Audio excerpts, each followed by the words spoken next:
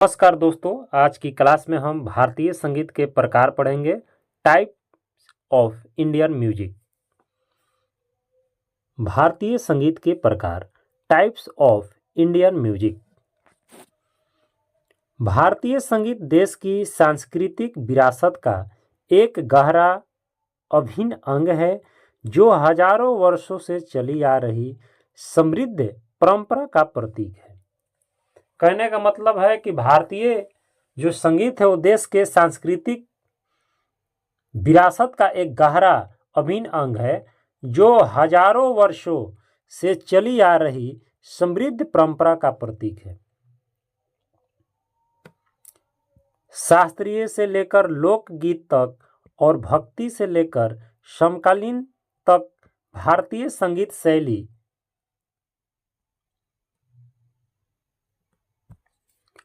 शैली और शैलियों की एक विस्तृत श्रृंखला प्रदान करता है जो राष्ट्र की विविध सांस्कृतिक छवि को प्रतिबिंबित करती है। भारतीय शास्त्रीय संगीत, classical music of India. Bharat का शास्त्रीय संगीत the classical music of India दो प्रमुख परंपराओं में विभाजित है। पहला है उत्तर भारत से हिंदुस्तानी और दक्षिण भारत से कर्नाटक। देश के संगीत परिदृश्य का आधार बनता है। ये संगीत रूप अपनी जटिल धुन, रागों और लयबद्ध पैटर्न ताल के लिए प्रसिद्ध है, जिसमें महारत हासिल करने के लिए वर्षों से समर्पित अभ्यास की आवश्यकता होती है। कहने का मतलब है कि संगीत में महारत हासिल करने के लिए वर्षों के समर्पित अभ्यास, यानी वर्षों तक जो अभ्यास लोग किए हैं वही उन्हीं का महारत हासिल हुआ है। हिंदुस्तानी संगीत में पंडित रविशंकर और कर्नाटक संगीत में एम.एस. सुब्बुलक्ष्मी जैसी प्रतिष्ठित हस्तियों ने वैश्विक संगीत परिदृश्य पर अमिट छाप छोड़ी है। ये दोनों हस्तियां जो है वैश्विक स्तर माने विश्व स्तर पर अपनी छाप छोड़ी है संगीत के मामले में, जिससे भारतीय शास्त्रीय संगीत को अंतर्राष्ट्रीय ख्याति प्राप्त हुई। ये वैश्विक संगीत जो है ये लोग किए और इससे क्या हुआ, तो इससे भारतीय शास्त्रीय संगीत को एक अंतर्राष्ट्रीय ख्याति प्राप्त हुई। उड़ीसी संगीत, उड़ीसी म्यूजिक इसे इंग्लिश में कहते हैं, भारत में शास्त्रीय विश्व संगीत की एक और शैली है जिसका इतिहास 2000 वर्ष से अधिक पुराना है। इसकी उत्पत्ति पूर्व राज्य उड़ीसा से हुई। यह भगवान जगन्नाथ की सेवा के लिए पारंपरिक अनुष्ठान संगीत है। कह रहा है कि उड़ीसी संगीत में एक बहुत ही पुराना संगीत है जो इतिहास में 2000 वर्ष पुराना संगीत है और इसकी उत्पत्ति जो हुई वो पूर्वी राज्य उड़ीसा से हुई। यह भगवान जगन्नाथ की सेवा के लिए पारंपरिक अनुष्ठान संगीत है।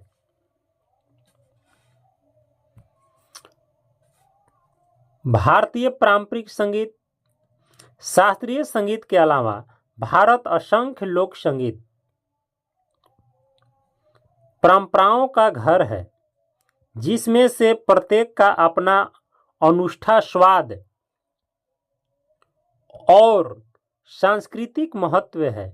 भारत में लोक संगीत यहाँ के लोगों को दैनिक जीवन, खुशियों और दुखों की अभिव्यक्ति, असम के बिहू, महाराष्ट्र के लावड़ी, बंगाल के बाउल गीत जैसे गीत अपने अपने क्षेत्रों की भावना और सार को समाहित करते हैं।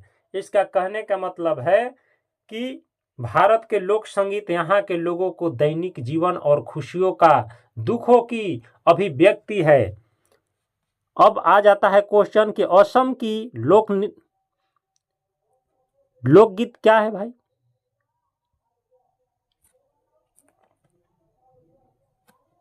बिहू। महाराष्ट्र के लोक नृत्य क्या है? लावड़ी है। बंगाल के बाउल है। आगे देखेंगे, ये जीवन संगीत रूप अक्सर त्योहार, शादियों और अन्य सामुदायिक समारोहों के दौरान प्रस्तुत किए जाते हैं। भारत की सांप्रदायिक सद्भाव और सांस्कृतिक विविधताओं को दर्शाता है। भारत के अन्य संगीत, other music of India, Bharat का भक्ति संगीत, डिवोशनल ऑफ इंडिया, जिसमें भजन, कव्वाली, कीर्तन शामिल है। यहाँ के लोगों के आध्यात्मिक जीवन में महत्वपूर्ण भूमिका निभाता है। ये भक्ति गीत केवल संगीत रचनाएं नहीं, बल्कि गहरे धार्मिक और दार्शनिक अर्थों से ओतप्रोत है। इसका कहने का मतलब है कि भक्ति जो संगीत की रचनाएं नहीं है, बल्कि गहरे धार्मिक और दार्शनिक अर्थों से ओतप्रोत है।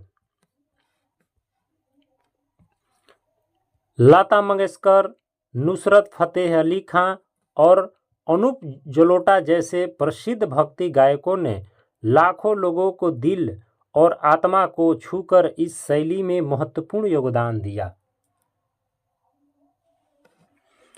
समकालीन भारतीय संगीत, जिसमें बॉलीवुड संगीत, इंडी पॉप, फ्यूजन शामिल है, ने भी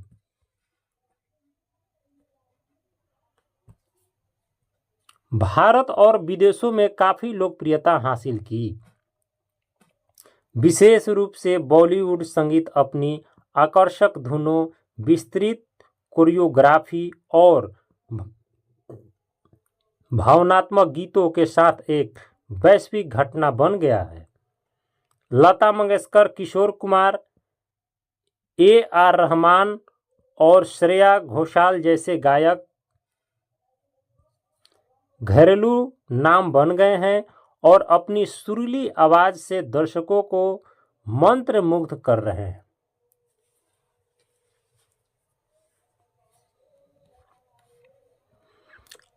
आगे है कि हिंदुस्तानी शास्त्रीय संगीत से जुड़े प्रमुख गायन रूप या शैलियाँ जानेंगे। प्रमुख स्वर रूप और प्रसिद्ध प्रतिपादक। अब जानेंगे ध्रुपद के बारे में। तो ध्रुपद के गायक जो थे पंडित गोकुलोत्सवजी महाराज, ऋषित्विक सान्याल, निर्मल्या डे, गुंदेचा ब्रदर्स, ये क्या गाते थे? तो ये ध्रुपद गाते थे। ये ध्रुपद क्या गाते थे? तो ध्रुपद गाते थे। आगे है ख्याल, कि ख्याल कौन कौन लोग गाते थे? ख्याल तो उस्ताद अमीर खां गाते थे, बड़े फतेह अली गाते थे और इनामत हुसैन खां गाते थे, मालिनी राजूकर गाती थी। क्या? तो ख्याल गायकी। आगे है तराना, कि तराना कौन कौन लोग गाते थे? तो निसार हुसैन खां, पंडित रतन मोहन शर्मा, तराना गायकी। अब आ गया चौथा नंबर की चैती गायकी जो है वो कौन की? चैती गायकी तो गिरजा देवी। गिरजा देवी कहाँ की थी? तो बनारस घराने की। 5 नंबर है टप्पा गायकी। टप्पा गायकी में कौन कौन थे? तो राजकुमार चट्टोपाध्याय थे, पंडित लक्ष्मण राव, विदुषी मीता पंडित, सनो खुराना, ये लोग क्या गाते थे? तो ये लोग टप्पा गाते थे। 6 नंबर है ठुमरी, ठुमरी गायकी। रसूललाल बाई, छन्नूलाल मिश्र। छन्नूलाल मिश्र कहाँ के हैं? तो बनारस के हैं। गौहर जान, बेगम अख्तर, शोभा गुरटू, नैना देवी, ये सब क्या गाती थी? तो ये सब ठुमरी गाती थी, ठुमरी गाती थी। अगला प्रश्न है कि गजल, गजल गायक, गजल गायकी में कौन कौन लोग थे? तो गुलाम अली पहले गजल गाते हैं, उसके बाद उस्ताद अमानत अली खां, उसके बाद जगजीत सिंह, उसके बाद है हरि हरण, उसके बाद है आदित्य श्रीवासम, आदित्य श्रीनिवासन, उसके बाद है पंकज उधास। ये लोग क्या गाते थे? तो गजल गाते थे। क्या गाते थे? गजल गाते थे। अगला प्रश्न है कि भजन कौन कौन गाते थे? भजन, भजन तो अनुराधा पौंडवाल, अनूप जलोटा, कृष्णदास, देवा परमेल, कृपालू महाराज, ये क्या गाते थे? तो भजन गाते थे। अगला प्रश्न है कि हिंदुस्तानी संगीत गायन के घराने, भारतीय शास्त्रीय संगीत के हिंदुस्तानी संगीत में एक घराना भारतीय उपमहाद्वीप में सामाजिक संगठन की एक प्रणाली है जो संगीतकारों या नर्तकियों को वंश या प्रशिक्षुता से जुड़ा होता है या जुड़ा है। और इससे भी महत्वपूर्ण बात यह है कि एक विशेष संगीत शैली का पालन करता है। घराना शब्द हिंदी शब्द घर से आया और आमतौर पर उस स्थान को संदर्भित करता है। घराना गुरु शिष्य का परंपरा होता है। घराना में जाकर संगीत से संबंधित हम जानकारी लेते हैं, पढ़ते हैं, सीखते हैं। उसके बाद है कि जहाँ संगीत विचारधारा की उत्पत्ति हुई जो प्राचीन काल में गुरु शिष्य परंपरा के माध्यम से एक दूसरे तक पारित होती थी, एक दूसरे तक पारित होती थी। अब है कि घराना, उसके बाद प्रस्थापक, उसके बाद स्थापना स्थल, अनुमानित दिनांक, यानी किस घराना को कब किया गया। अब देखेंगे इसमें तो हमारा पहला घराना आया क्या? ग्वालियर घराना। पहला घराना क्या आया? तो ग्वालियर घराना आया। तो ग्वालियर घराना के कौन कौन गवैया थे? तो नथन पीर बख्श थे, हद्दू खां थे, नाथू खां थे। ये सब कहाँ के थे? किस घराना के थे? ग्वालियर के। अच्छा, और किस समय के थे?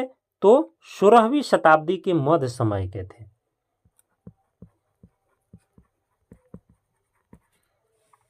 अगला घराना है आगरा घराना। आगरा घराना में कौन कौन गायक थे? तो धगे खुदा बख्श। कब थे? तो आगरा में 19वीं शती के मध्य के। उसके बाद दिल्ली घराना हजरत अमीर खुसरो, दिल्ली 13वीं शती के थे। उसके बाद है किराना घराना। किराना घराना जो थे अब्दुल करीम खां, अब्दुल वाहिद खां, उत्तर प्रदेश के 17वीं सदी के अंत में हुआ किराना घराना। उसके बाद है कि शाम चौरपिया घराना, मियाँ चांद खां, मियाँ सूरज खां, पंजाब के 16वीं सदी के अंत में हुआ। उसके बाद है इंदौर घराना। इंदौर घराना में उस्ताद अमीर खां, इंदौर 20वीं सदी के मध्य में हुआ। अगला घराना है भिंडी बाजार।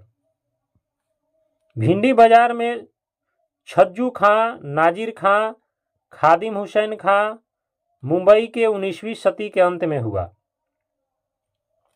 उसके बाद है पटियाला घराना।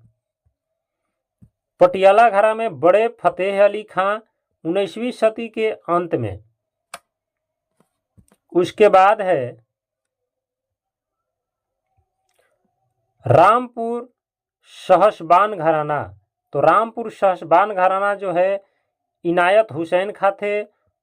उत्तर प्रदेश के शहर रामपुर और सहवान 9वीं शताब्दी के मध्य में हुआ। तो दोस्तों आज की क्लास हम इतना ही प्रश्नों से समाप्त करते हैं। आगे आप मेरे चैनल पर लगातार बने रहिएगा और ध्यानपूर्वक पढ़िएगा। धन्यवाद।